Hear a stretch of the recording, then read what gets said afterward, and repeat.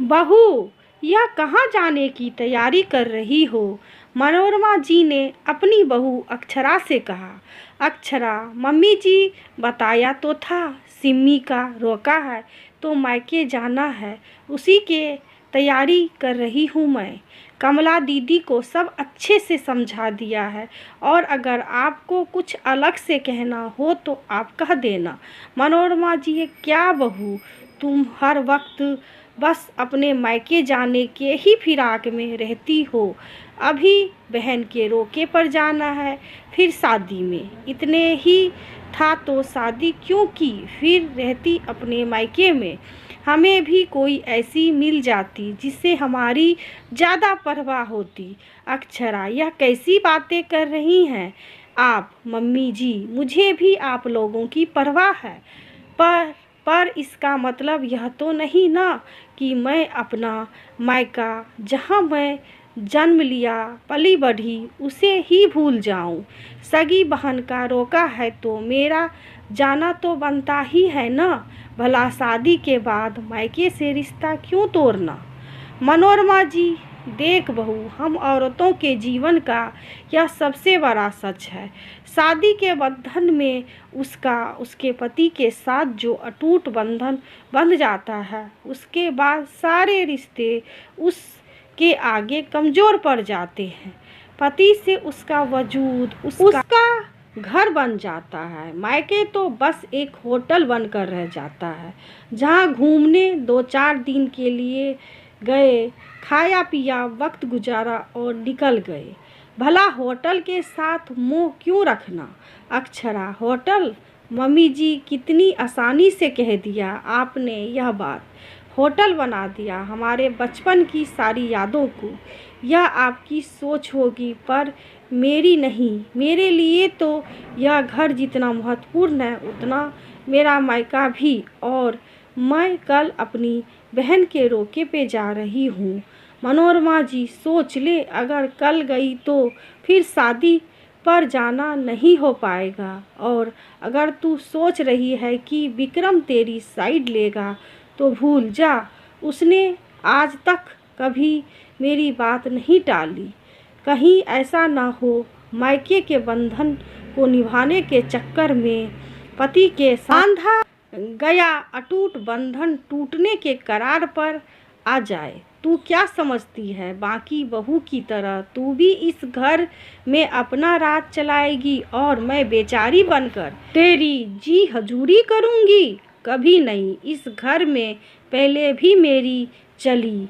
अक्षरा अब कुछ नहीं कह पाती, बस उसके आंखों से आंसुओं की धारा बहती चली जा रही थी। उसके शादी को ज़्यादा दिन नहीं बीते थे और उसके सास की तानाशाही आदत उसे पहले दिन से ही खटकती थी। पर आज अपने सास के मुंह से ऐसी बातें सुनकर तो उसके होश ही उड़ गए। वह समझ चुकी थी उसकी भावनाओं की मनोरमा जी को कोई कदर नहीं है, पर वह कर भी क्या सकती थी। तो उसने सोचा अपने पति विक्रम से इस बारे में बात करेगी। रात को जब विक्रम आया, अक्षरा ने उसे पूरी बताई। इस पर विक्रम कहता है, हाँ मुझे सब पता है, माँ ने फ़ोन पर मुझे सब बता दिया।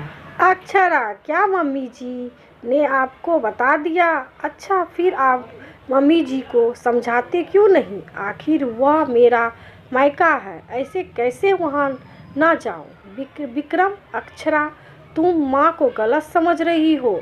माँ का कहने का वह मतलब नहीं है। उनका तो बस यह कहना है, बात बात पर मायके मत जाओ, साल एक बार चली जाना, इससे उन्हें भी शांति रहेगी, तुम्हें भी। और जब तुम्हें रहना ही यहाँ है तो यहाँ के तौर तरीके को सीखने पर ज़्यादा ध्यान दो ना। मुझे तो माँ की बातों में कुछ भी नाजायज़ नहीं लगा।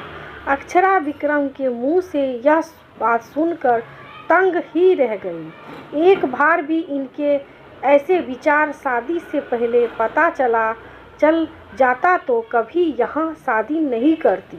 अक्षरा ने मन ही मन सोचा, और अक्षरा भी इनको सबक सिखाएगी, यह सोचकर कुछ इरादा करती है। अगले दिन अक्षरा के पापा विनोद जी सुबह सुबह अक्षरा के यहाँ आते हैं। तब विक्रम ऑफिस जाने की तैयारी कर रहा था और मनोरमा जी बैठकर माला जाप रही थी। उन्हें देखकर वह चौंक कर कहती है, अरे समधी जी, आप इतने सुबह सुबह, आप आज तो सिम्मी का रोका भी है ना? फिर वह सब छोड़ आप यहाँ? विनोद जी, हाँ, आना ही पड़ा, क्योंकि आप लोगों ने कोई रास्ता ही कहाँ छोड़ा। अक्षरा को आने नहीं दिया तो मैं ही उसे लेने आ गया। अब छोटी बहन के रोके पर बड़ी बहन ना हो, ऐसा भी हो सकता है भला? बुलाइए जरा मेरी लाडो को। लाडो कहाँ है? बाहर आ, देख मैं तुझे लेने आया हूँ। मनोरमा जी, समधी जी, वह मेरी तबीयत ठीक नहीं है ना, इसलिए मना किया था उसे, आप पता नहीं क्या सोच बैठे। तब तक अक्षरा कमरे से एक बड़ा सूटकेस लेकर बाहर आती है, जिसे देख माँ और बेटे दोनों हैरान होकर पूछते हैं, तुम जा रही हो? अक्षरा, हाँ, और सिर्फ रोके पर नहीं, हमेशा के लिए। अब इस घर में तभी आऊँगी जब मम्मी जी को आप वृद्धाश्रम भेजेंगे, वरना तलाक के लिए तैयार रहिए। आधी प्रॉपर्टी तो ले ही लूँगी, दहेज में इतना कुछ मांगने के लिए। अब आप लोगों को पता चलेगा जब अटूट बंधन गले का बंधन बन जाए तो कैसा लगता है। चलिए पापा, इनको 2 दिनों का समय देते हैं, फिर करेंगे फैसला। मनोरमा जी, जा, बड़ी आई, यह मेरा घर है, मैं क्यों जाऊं वृद्धाश्रम? सच कहते हैं सारी लड़कियां एक जैसी ही होती है।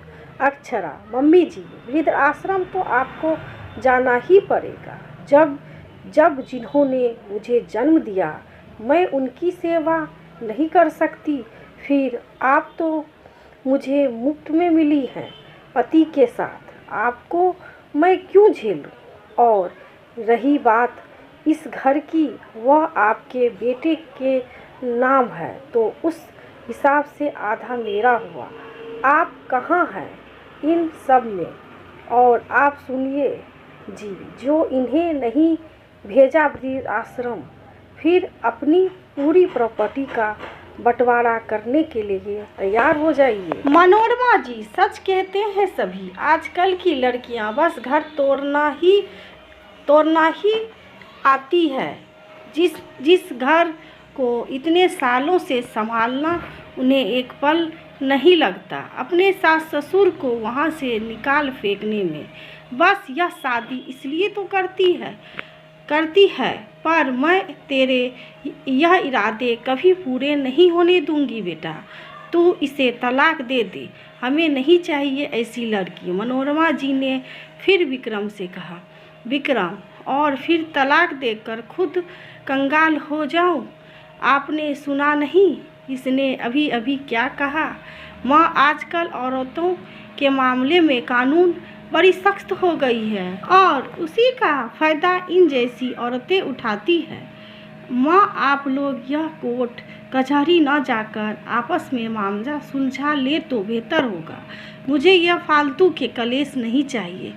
बिगड़ती देख कहती है, ठीक है बहू, तुझे जो करना है मनोरमा जी अपनी परिस्थिति कर, बस यह सब केस कचहरी मत कर। मैं भूल गई थी कि आजकल की लड़कियां बहू बनकर नहीं चंडी बनकर आती है। कर तुझे जो करना है। अक्षरा, देखा पापा आ गए सारे लाइन पर। मम्मी जी, कैसा लगा? जब आपको अपने ही घर से रिश्ता तोड़ने को कहा, आप भी तो वही कर रही थी ना? मम्मी जी, कोई भी लड़की शादी करके कलेश करने नहीं आती है, उसे वहाँ का माहौल वैसा बना देता है। कोई तो उस माहौल में खुद को ढाल लेती है और कोई बस घुटती चली जाती है और अंत में वह घुटन जब ज्वालामुखी की तरह फटती है तो कलेश होना स्वाभाविक है। विनोद जी, समधन जी, बेटियों की जब शादी होती है तो वह देखती है कितने अरमानों के साथ उसके माता पिता उसे ब्याह रहे हैं, ना जाने कितने कर्ज तक वे ले लेते हैं उस शादी को लिपटाने के लिए। फिर वह उस शादी को क्यों तोड़ना चाहेगी भला? पर जब बार बार उसके वजूद और आत्मसम्मान को तोड़ा जाए तो वह भी मजबूर हो ही जाती है। औरतों के लिए इतनी सख्त कानून यूं ही नहीं बनाए गए हैं क्योंकि आज भी औरतों के साथ यह सब हो रहा है। मैं यह नहीं कहता कि सभी औरतें सही में इसके लायक है, कुछ इस कानून का गलत इस्तेमाल भी कर रही है, पर हम उनमें से नहीं। हमें तो बस आपको सबक सिखाना चाहते थे, इसलिए यह नाटक रचा। जो अभी भी आपको समझ ना आए तो बताइए, आगे हम देख लेंगे। अक्षरा, मम्मी जी, हम बहुएं ससुराल में पूरे साल रहकर चाहे कितनी भी सेवा कर ले, पर जब भी हम 2-4 दिनों के लिए मायके जाने की बात करें, हमारी सारी की हुई सेवा भुला दी जाती है और गिनवाए जाते हैं हमारी जिम्मेदारी। और अगर हम अपने लिए कुछ कह दे तो यह कहा जाता है हम तो ससुराल बस कलेश करने ही आते हैं। क्यों भाई, हमारी जिम्मेदारी बस ससुराल वालों के लिए ही है जिनसे हम अभी अभी मिले हैं।